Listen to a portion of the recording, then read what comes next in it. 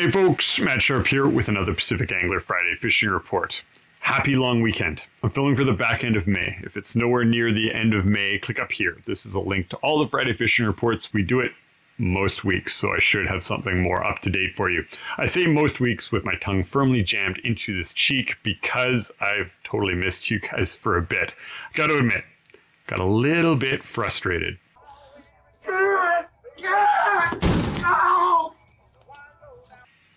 At the Marked Selective Fisheries announcement, both how late that announcement was, as well as where they announced those openings. We were really hoping for something in 28 or 29 where we could target Chinook coming out of the Vancouver area. That didn't happen. Some silver lining there, the marked fisheries did happen. We're going to talk about why that is a great thing. We're also going to talk about how, if you are a Vancouver guy or girl who wants to get out and enjoy this resource, where you can go, because there's actually some cool options. Had to take a little time off. I went fishing a couple places. Now I got a smile back on my face, and I want to share those options with you because a bunch of our guides have been going out and having really successful trips, looking at bottom fishing, some new techniques to cover more ground while bottom fishing, and then targeting Chinook in catch and release areas, which are across the strait. We're going to talk about that for you saltwater guys in the middle of the report. Now, for you saltwater guys, I got something to cheer us up because there's nothing better than drooling over cool new fishing gear. And Islander just dropped these beautiful gold and blue, royal blue TR3s. Maybe it has something to do with Victoria Day, but they're a limited edition, available right now at the shop. Call it in. There's only a few of these in the store, so make sure you get it on if you love them. I got to admit, I was staring at them and I might have put some drool on them. I apologize in advance if you purchase one of those reels.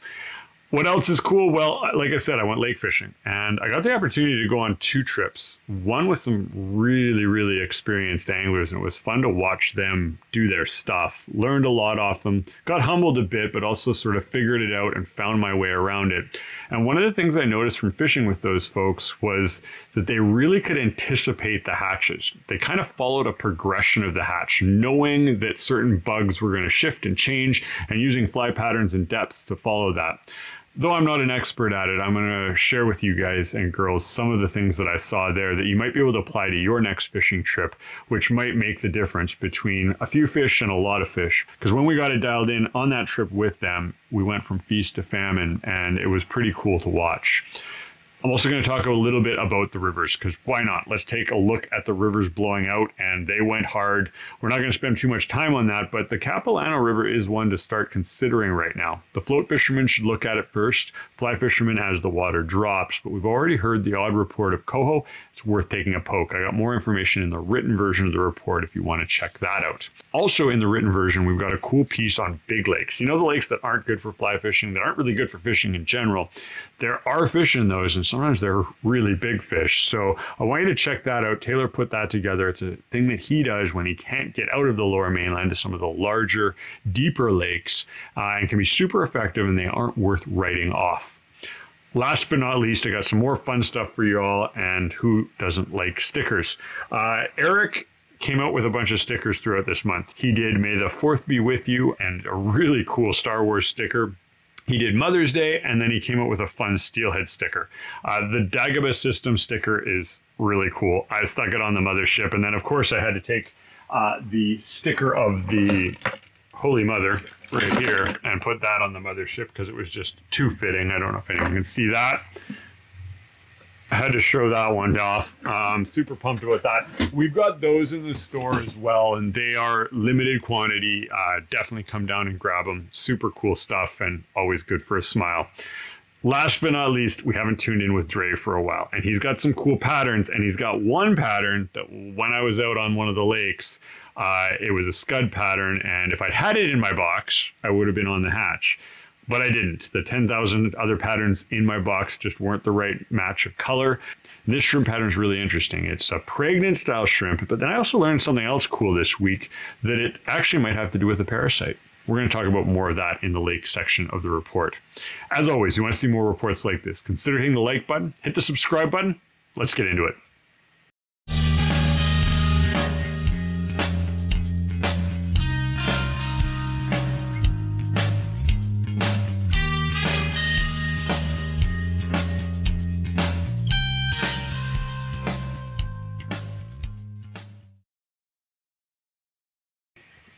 All right, everybody. Cheers to the long weekend. Good to be back. Good to be drinking beer and talking about fishing stuff. And this week's a fun one. We're going to start off with the weather because it's interesting and it's going to make things interesting this season depending on how it goes. There's weather warnings, heat warnings across the board.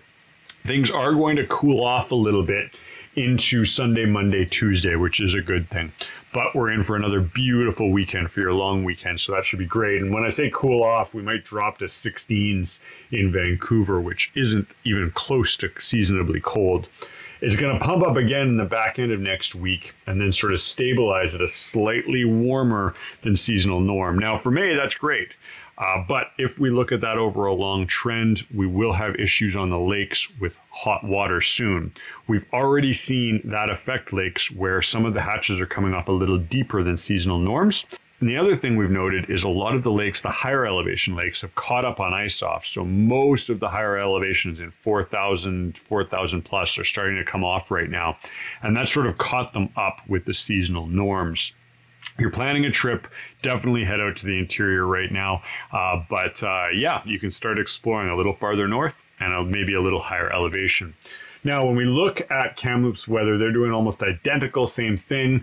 They're going to have a beautiful, warm Friday, Saturday, and then dipping down on Monday and Tuesday, and then back up on Thursday. But nothing severe. A little bit of rain mixed in across the board, but mostly sun. Hopefully that rain will tamper down some of those forest fires that are already starting to spring up. Okay, let's talk about the rivers, get that out of the way because there's not much opportunity if you're a river angler. Best way to look at it is pull up Squamish, and here it is, and it is sitting, yeah, we're at like a 5.2 on the Squamish. If you look at the graph, you see the ups and downs, up and downs. Those are night and day, night and day. So snow melt, a little less snow melt, snow melt, a little less snow melt. Long story short is if it goes over 4, I don't think it's really worth fishing. There are the odd area in inflow creeks and high elevation spots that might be fishing, but for the most part, Squamish will be done until at least we see some cold weather. You might see that cold snap come in the back end of May and into June, and we might see it come back into shape, but more often than not, it carries until the snow is melted off, and we start seeing things come back down in August, and then hopefully the pinks will arrive in good numbers and we can be pink fishing, but even then it's still pretty dirty and we need to look for clear areas of water on the system. So long story short, I won't be talking about the Squamish too much over the next 2 months with you all. Fraser's doing the same thing, and that's going to affect sturgeon anglers out there. Probably not the best time to go out sturgeon fishing. It can still be done. The water is dirty, and so you're not going to have a lot of opportunity to put bait in front of fish. Plus, there's a little bit of a safety concern when the water's this high. A lot of crap coming down the river, so just keep that in mind. It's not a no-go scenario, but it's not a good-go scenario. So let's talk about the saltwater stuff. And like I said, it obviously depressed me along with many of the other folks that I know that either guide or just love the fishery. And what happened? Well, the first part is the minister made a very, very late call when it came to these pilot programs for Marked Selective fisheries. She then also came out and didn't give ones that were no-brainers close to areas where people can actually target them. If you're over on Victoria area, there's some cool options there, as well as way on the inside of Polier and then up by Salt Spring. Those are sort of the most close ones relevant to us, but they're all really outside of a day's run when it comes to a fishing location. If you're in those areas, take advantage of it. Follow the regs. I'm going to leave links down in the description to the exact details. There's slot limits in most of those that are slightly different in each. But the long story short for us Vancouver anglers is there's nothing really to target. We do have a catch and release zone north of Thrasher Rock right now. Everything else inside there is no targeting Chinook. Now, a lot of folks have said, hey, I'm just going to go out and pretend like I'm fishing for coho. We're not going to recommend that, as the reason for that is they might shut down all fishing in general. It's no clue how this government and DFO is going to react to things, not to mention the NGOs, which love pointing fingers at things that don't make any scientific sense, but give them a win in the social credit score level. So long story short, the option that we recommend doing is going across the strait to where bottom fishing is open and really good. It opened on the 1st. And we're using a technique where we actually put paddle tails on downriggers and slow troll around and near pinnacles. It's allowed us to cover a lot more water and fish pieces of structure that hold rockfish and lingcod that aren't targeted by the guy just drifting by or anchoring and sitting in one spot and jigging. It's been super productive. Come down to the shop. Our guides will walk you through how you want to do that because it's super fun. And then what you do is after you've maybe hooked a lingcod or a rockfish, got a few fish for the barbecue / the freezer, then you can do some catch and release north of Thrasher Rock. Again, links down in the description of where that is. It's a little bit of a run. You've got to go across the strait, but something that's very doable in a day's worth of fishing. All right, that's everything I've got for the saltwater, guys. Let's talk about the lake fishing. And I wrote an article this week in the Friday Fishing Report about following the hatch or predicting the hatch. And this is something I saw some really good anglers who knew the lake. They were sort of ahead of the game, so to say. And we had to talk about this a bit. And the first one that I'm going to say is when you head out on a lake, you're going to scout around. And if you get out there early, it's very unlikely that you're going to have good fishing right off the hop. Let's say if it's 7, 8, or even into the 9 o'clock range when out lake fishing in the interior. That's your time to set up shop and get an idea of what's going on. And what do I mean by set up shop? Well, the good anglers that I watched, they spent a lot of time on boat positioning. When the hatch wasn't going on, they were constantly scouting out the given area. And that might mean drifting over an area a couple times, mentally mapping out where the depth changes were, taking a few different angles at it, then coming back and setting up their anchors in the angle that they wanted so they could know exactly what was left, exactly what was right, exactly what was behind, and exactly what was in front of the boat. I don't know how many times I've done it or I've seen other folks race to a spot they think is good, drop the anchors, and then sit there and go, I wonder what's out there, and I wonder what's out there, and I wonder what's behind me, and oh, the wind is sort of coming at not the perfect angle. The anglers that I saw being successful took their time on this, set up things right, and weren't afraid to move if that angle or that setup was wrong.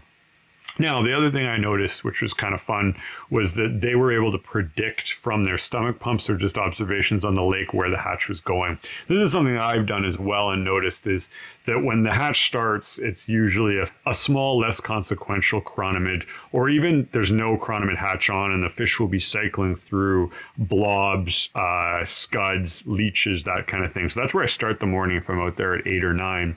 But I'll be watching, and the second I catch a fish, I'm going to be taking a stomach pump. And in that stomach pump, look at what is old and what is new. I mean, it's kind of funny, but if you look in there and you're like, oh, there's a bunch of black sort of blobby looking chironomids, or maybe there's a leech or something, but it looks sort of old. It looks like it's been in the fish's mouth a while. And then right beside it, there's a wiggling chironomid. Well, you can make the assumption that wiggling chironomid, or the bright one, or the one that hasn't been too beaten up in the back of the fish's throat, is probably the most recent feeding. And because of that, that's where you should be focused. Don't worry so much on the more sort of beaten up old things you might find in a stomach pump. Now, as the hatch starts, and when I say hatch, we're all looking for chironomids right now. This can be applied to many other of the bugs in a lake, but right now let's talk just chironomids. I've noted that in the beginning of a hatch, a non-chromy or non-gassed up chironomid is smart. The gas builds up in them over time, and as they're coming to the surface, the gas is maybe more apparent. And so it's very common that I'll start off, if I found a stomach pump, I'll find the size and match the general colors, throw out one that's as spot on to that as possible, get it going, and then rig another rod and throw out something that's chrome in that regard. It's very common to see the drab, sort of more natural work right off the hop in that hatch. And then as it progresses, the chromie is the one that really starts going. At that point, you can switch both rods to the given chromie. Now, the other thing I saw was stomach pumping throughout a hatch. A lot of folks won't do that. They'll be like, I got it. I'm in the game. I'm catching fish. This is good. Double header, single header, awesome. But then it'll slow down and die. Taking that stomach pump throughout maybe every couple fish, not every fish because we don't want to hurt them and we want to stay in the game, but every few fish is definitely smart because you can sort of see where things are shifting. I'll throw this stomach pump up, but this is one that started off with very, very small green chironomids, and then we started seeing in the stomach pumps slightly larger, sort of blacky brown chironomids. And sure enough, the green stopped working completely, and a few guys were scratching their heads. But those guys that had looked ahead and said, okay, I see one there and it's really fresh, it's wiggling around out of the stomach pump, they'd already put their second rod down at that larger, much more desirable sized chironomid, and the hatch just shifted right over them. The green ones were still coming off, but the fish had realized that the larger black ones were more desirable for whatever reason. Pretty common sense that maybe because they were bigger, it was less work to get them. But I thought that was cool. That progression carries through as the chironomids come up. And it's very common, obviously, that these chironomids are swimming up in a wave given heat range. And so you need to adjust your depths. And again, we had guys sort of hot getting a bunch of fish, and then all of a sudden we weren't getting fish. And then looking at a sounder and seeing the fish that were sort of on the bottom now suspended in sort of 10, 8, 9 feet range. And of course, bring up your chironomids. Also, you can see that cycle back down. When another hatch comes off that is maybe more desirable, the one that they're feeding on, you might see those fish push back down, and then you might be over top of them with the wrong chironomid. Just some observations that we saw from some very advanced anglers that really knew that their during was a pleasure to fish with them, pleasure to learn. And maybe you guys and girls can put it into your arsenal if you're heading out this weekend. Get out on those lakes, send us in the pictures. And yeah, that's everything I've got for you this week. Check out the written version of the report, some good stuff in there.